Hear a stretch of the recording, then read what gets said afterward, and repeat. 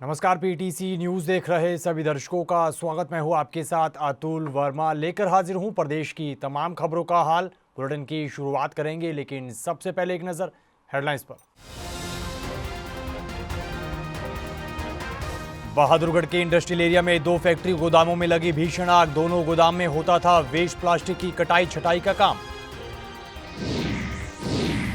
गुरुग्राम के सेक्टर 21 के गत्ता गोदाम में लगी भीषण आग। दमकल की कई गाड़ियों ने कड़ी मशक्कत कर आग पर पाया काबू। कारणों की जांच जारी। पिहोवा में आग लगने के कई मामले आए सामने। भटमाजरा में मशरूम के खेत में दिवाली के पटाखे जलाने से लगी आग। 2-3 युवकों पर लापरवाही का आरोप। पूर्व भाजपा सांसद सुनीता दुग्गल ने कांग्रेस और सुरजेवाला पर साधा निशाना। कहा, कांग्रेस ही करती है जात पात की राजनीति। एक्सीडेंटल शब्द पर भी बोली। और भाजपा नेता ओम प्रकाश धनखड़ ने सुरजेवाला के आरोपों को बताया गलत। कहा, एक बात को जातीय रंग देने में लगे हैं सुरजेवाला। कांग्रेस पर भी कसा तंज।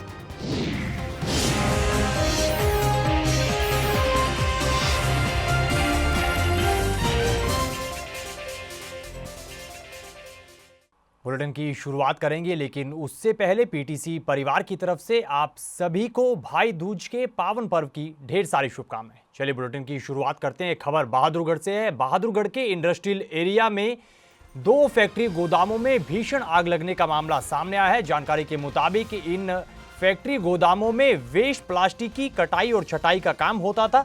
वहीं आग लगने के कारण फैक्ट्री में रखा सारा माल जलकर राख हो गया और इस दौरान आग लगने की सूचना तुरंत दमकल विभाग को दी गई, जिसके बाद घटनास्थल पर पहुंची दमकल की टीम ने कड़ी मशक्कत करते हुए आग पर काबू पा लिया। फिलहाल आग लगने के कारणों की जांच की जा रही है। फोन आया कि भाई 1824 फैक्ट्री में आग लगी हुई है, लेकिन यहाँ देखने पर पता लगा ये कि भाई 1820 फैक्ट्री में आग लगी हुई है। ये 3-4 प्लॉट है। एक ये राम प्लास्टिक में भी थी और राधिका प्लास्टिक में भी और उसके साथ में भी है, लेकिन हमने जल्दी ही आग को कंट्रोल कर लिया गया है। हमारी 5 गाड़ियाँ लगी हुई है, क्योंकि थोड़ी बहुत आग बची हुई है। इस साइड गिरने के कारण दिक्कत आई हुई है। इसमें जो छोटे सिलेंडर होते हैं खाना वाना बनाने के लिए, उनका प्रयोग किया जा रहा था। उसमें ब्लास्ट भी हो रहे थे और ये साइड भी गिर गया। कारण तो ज़्यादा नहीं, लेकिन एक कोई यहाँ काम करने वाला बंदा आया था कि जी हम यहाँ आज विश्वकर्मा डे की जो पूजा करते हैं उसका हमने दिया जलाया था। हो सकता है उससे लगी हो, बाकी और कोई हमारा कारण नहीं हो सकता, क्योंकि हमने तो अपनी फैक्ट्री की लाइन ही बंद करके गए थे।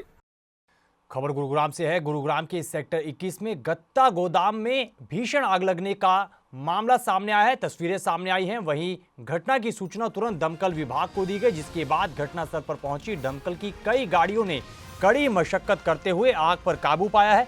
बताया जा रहा है कि आग इतनी भीषण थी कि काफी दूर की बिल्डिंगों से भी आग की लपटें और धुआं दिखाई देता हुआ नजर आया।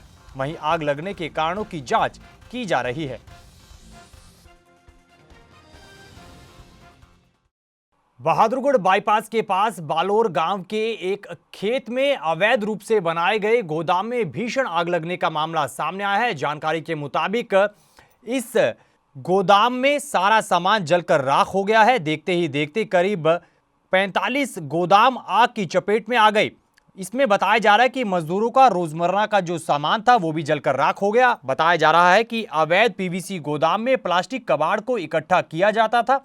इधर आग लगने की सूचना तुरंत दमकल विभाग को दी गई है, जिसके बाद दमकल विभाग की कई गाड़ियां मौके पर पहुंची हैं।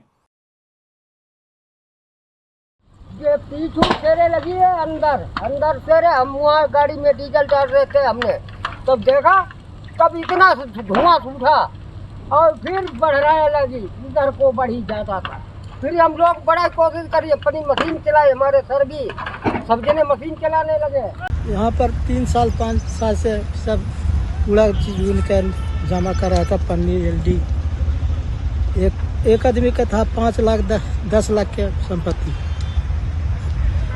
और एक घर में आग कैसे लगा कि लगा, उसके बाद समुचाई। तो खबरों में आगे बढ़ते हैं। बीते दिन हरियाणा में आग लगने की कई घटनाएं सामने आई हैं। वहीं एक और घटना कुरुक्षेत्र के पिहोवा में भी सामने आई है, जहां पर मशरूम के खेत में आग लगी है और आरोप 2-3 युवकों पर लगा है। जानकारी के मुताबिक 2-3 युवकों की लापरवाही की वजह से मशरूम के खेत में आग लग गई और मशरूम खेत मालिक को काफी नुकसान हुआ है। फार्म हाउस के मालिक ने बताया कि उन्होंने 2-3 लड़कों को पटाखे दूर जलाने के लिए कहा था, लेकिन उन लड़कों ने गुस्से में यही पटाखे जला दिए, जिससे उनके फार्म हाउस में पूरा नुकसान हो गया।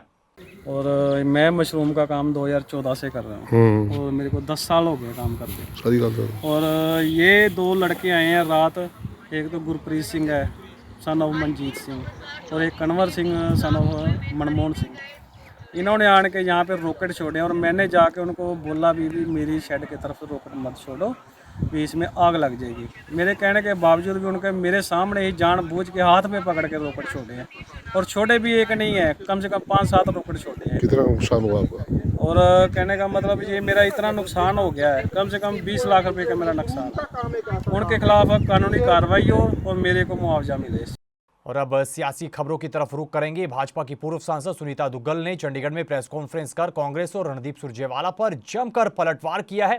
सुनीता दुग्गल ने कहा कि कांग्रेस और रणदीप सुरजेवाला अब जात पात की राजनीति कर रहे हैं। कांग्रेस के राज में दलितों पर अत्याचार हुए थे, जबकि मुख्यमंत्री ने कोई टिप्पणी नहीं की है। उन्होंने किसी बात को सिर्फ दोहराया है। वहीं सीएम सैनी के लिए एक्सीडेंटल शब्द इस्तेमाल करने पर सुनीता दुग्गल ने कहा कि उल्टा कांग्रेस के लिए ये शब्द अब ज्यादा प्रचलित है।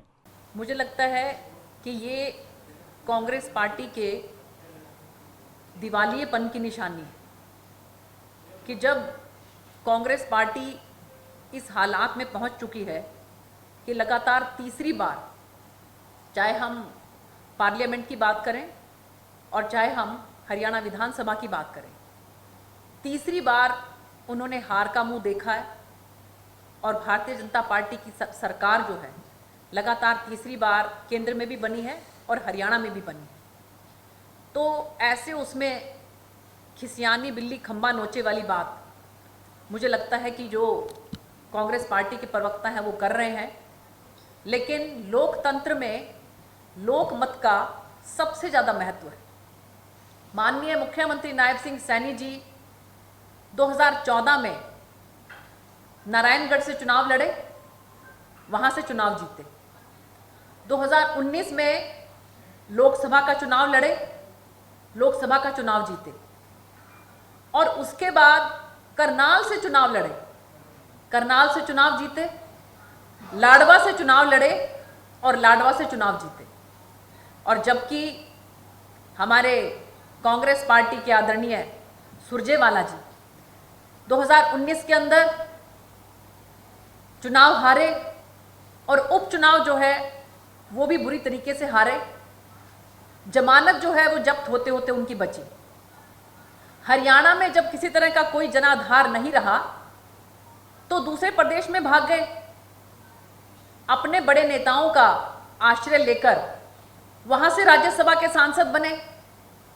क्या उनको इस तरह की टिप्पणी माननीय मुख्यमंत्री जी के ऊपर करना शोभा देता है?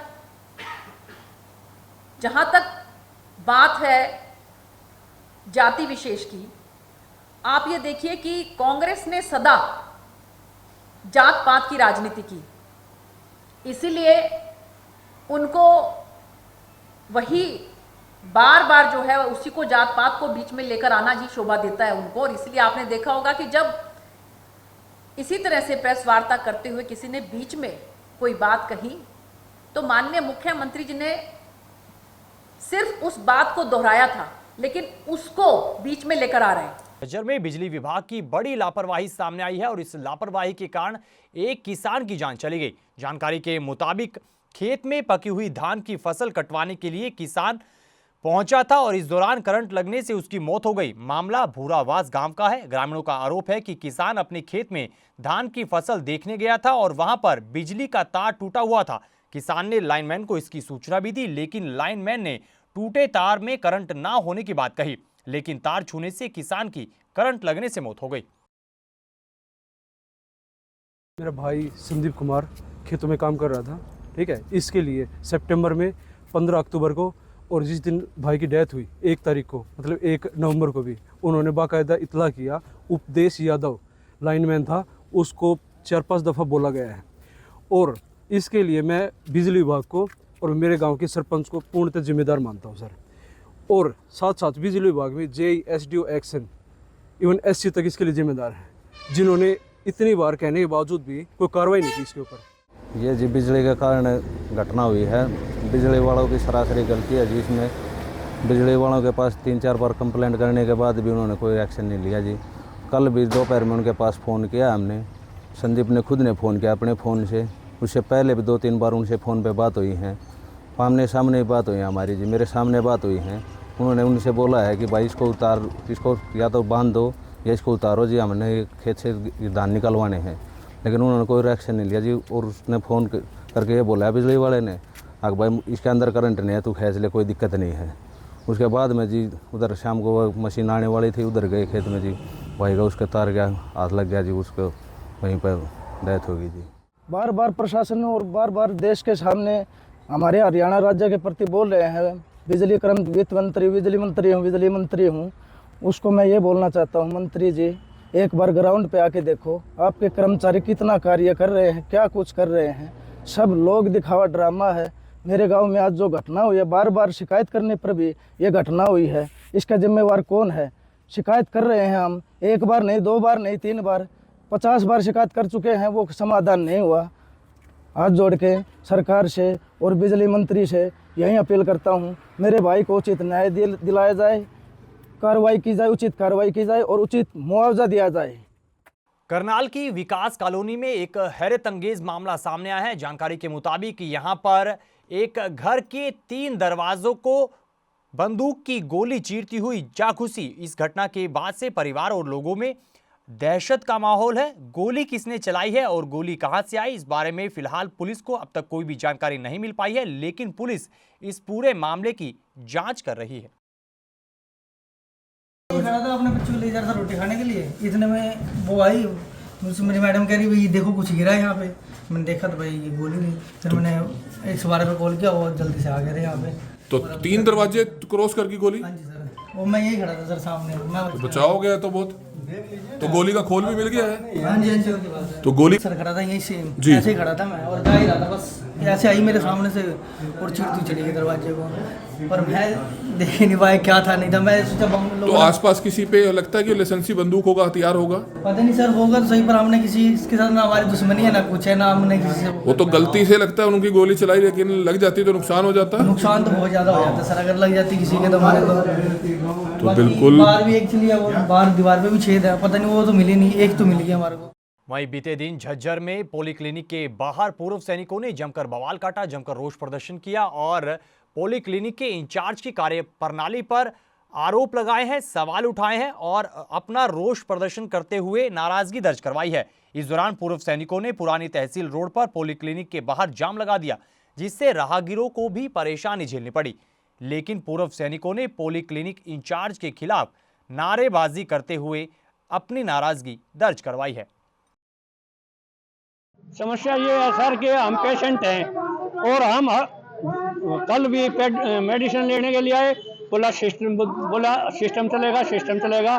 2 बजा दिया हमारे लिए, उसके बाद बोला सिस्टम नहीं चलेगा, जाइए अपने घर, कल दवाई मिलेगी आपको, कल आ जाना।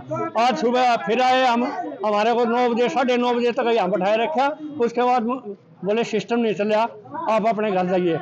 उसके बाद में फिर हमने जो है अपनी जो है अभी यही था कि भाई हम अपने डीसी साहब को और रीजनल हिसार को अपनी समस्या भेजी है और जाम लगाने से समस्या का समाधान हो सकता है। जाम ये अधिकारी और ये आईओ वगैरह हैं साहब हैं, ये सब इसीलिए तो अभी बाहर आया, अभी बोलता है 2 दिन की दवाई ले जाओ।